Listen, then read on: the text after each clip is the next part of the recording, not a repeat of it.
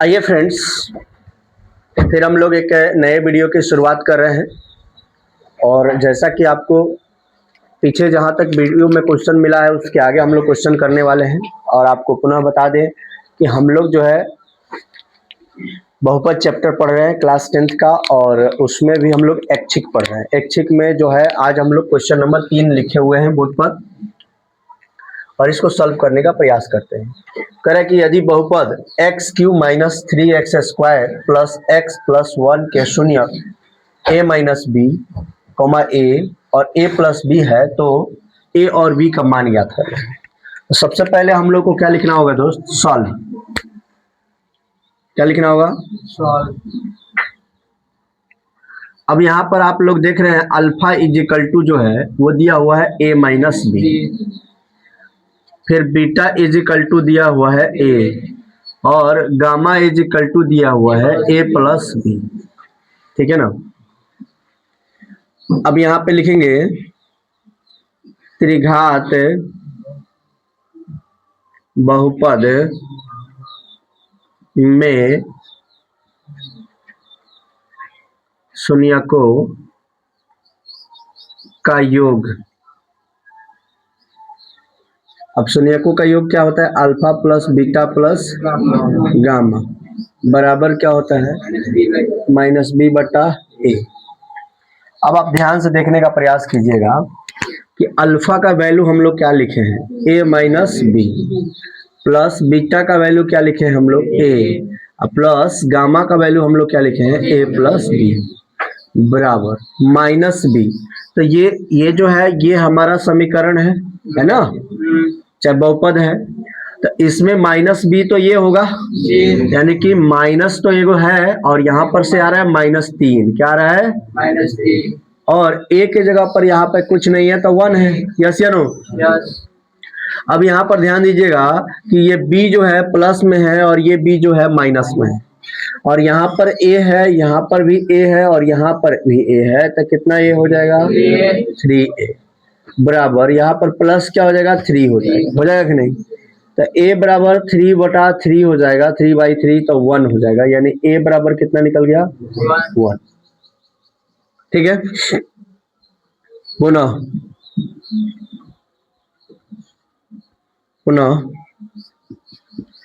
त्रिघात बहुपद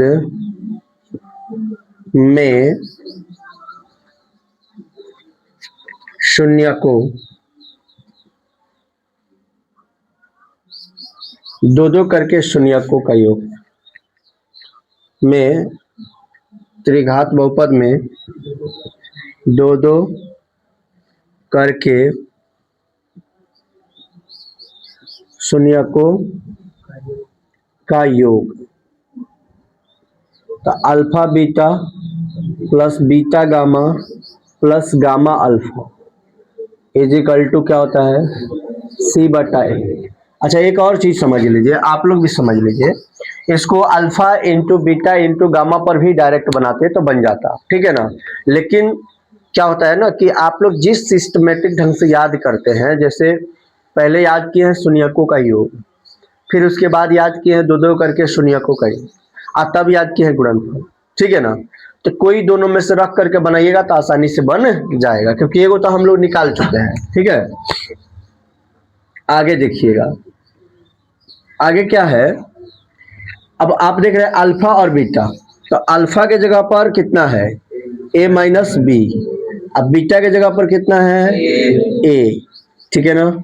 फिर उसके बाद प्लस बीटा के जगह पर कितना है? a, और फिर a प्लस बी। बात बुझा रहा है ना?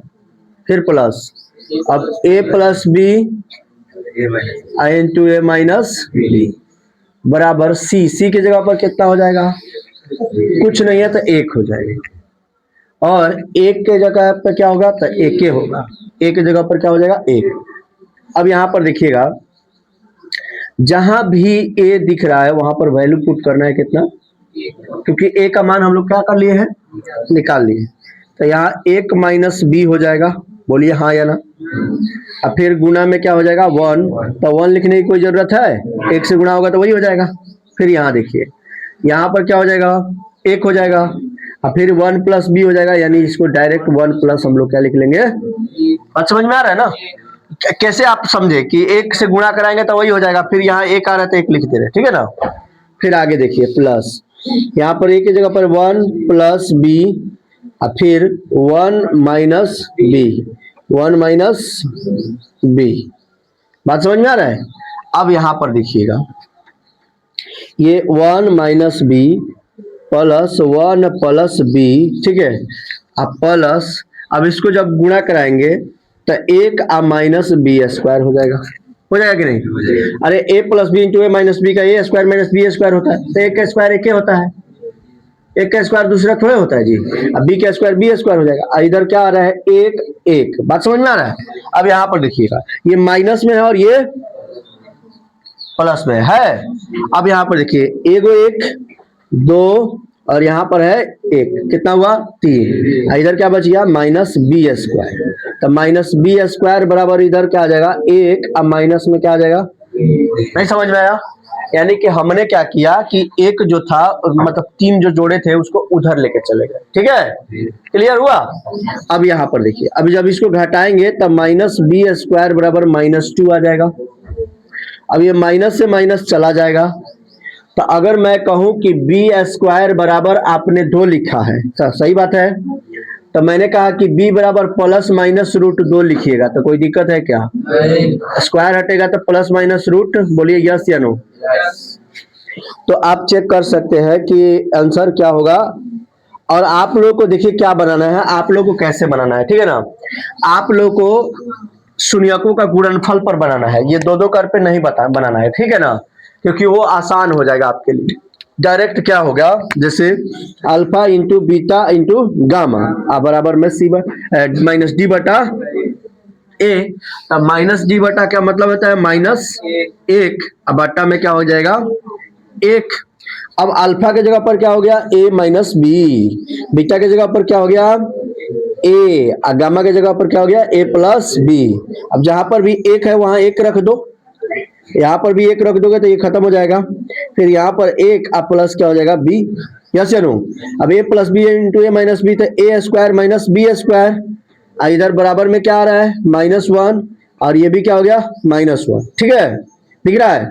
अब इसको 1 का स्क्वायर करिएगा तो 1 होगा, इधर लेके जाइएगा तो माइनस बी स्क्वायर बराबर -2 हो जाएगा, होगा।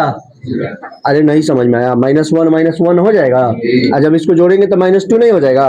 अभी माइनस से माइनस चल जाएगा, तो b बराबर क्या हो जाएगा प्लस माइनस रूट 2।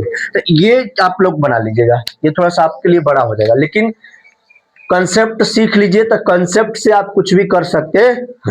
क्लियर हुआ, ये बात समझ में आया कि नहीं। और यहाँ पर देख लीजिएगा क्या लिखे हैं, भले ऐच्छिक है तो क्या है, ये पूछा है, कई बार सवाल पूछा है। जब हम लोग पढ़ने जाएंगे उसमें क्वेश्चन बैंक में, तब आप लोग को समझ में आएगा कि ये सवाल कई बार पूछा है, ठीक है।